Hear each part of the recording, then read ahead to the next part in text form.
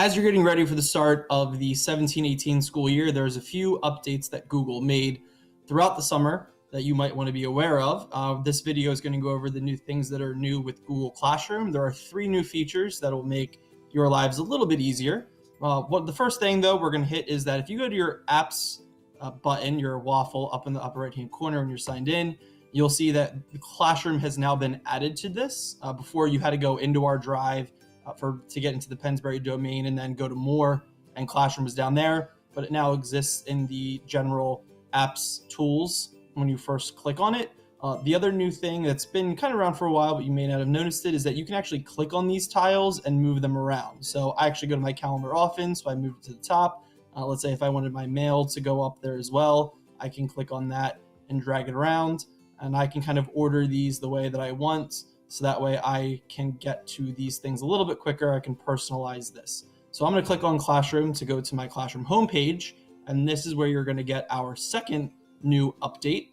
You can here, as well as you could on the apps button tiles, you can move these around too. So I can take and click and I can drag any of these, whatever order I wanted. Before, these just lined up with whatever the newest one was in the upper left-hand corner, and then they slid over to the right and then down and to the right, so on and so forth. Now, you don't have to worry about your naming of them or trying to create them in a specific order. You can just click on them and drag them to a specific order, and they'll also change over on your drop-down menu with that. Additionally, you can just click on the 3 dots if you don't like dragging, and you can click Move. And then now I'll be able to say, if I can just say I want it to the beginning, or I want it to the end, or I can say that I want it after any one of these. So if I say I want it after these grade level specific EdTech pages, I can click that and we'll reorder everything from here, and it will reorder for me on the side. The next new thing in Google Classroom that's going to help you deals with the student code. One of the things that you do to get students into your class is you can either invite students from the Students tab, or you show them this code. So most secondary teachers, it's easier when you have a lot of kids all at once, it's easier to just give them the code and they type it in when they go to Classroom. Before, you would have this tiny code right here, class code DDRK90S, and I would have to write that on the board. I'd have to project it somehow. I've in the past used the Crafty text extension to make it a little bit bigger. But now if you click the drop-down menu, you don't just get reset or disable or copy. You can click display, and it comes up large in the middle of the screen. And you can make it even larger by clicking at the end of the code. Right below it, there's a full screen little square icon. I can click that, and it goes large screen from there.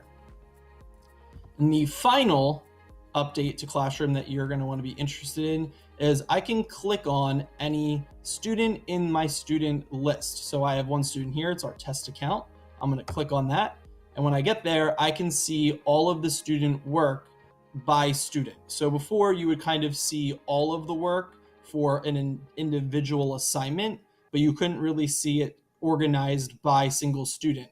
So on the left-hand side, I can sort by things that have been turned in, things that have been returned with a grade, or things that are missing. So if you have students who are missing work, you can click on them. You can just click on missing and just see the things that are missing. There was no due dates for those, so nothing shows up. And there was nothing turned in because they didn't do anything.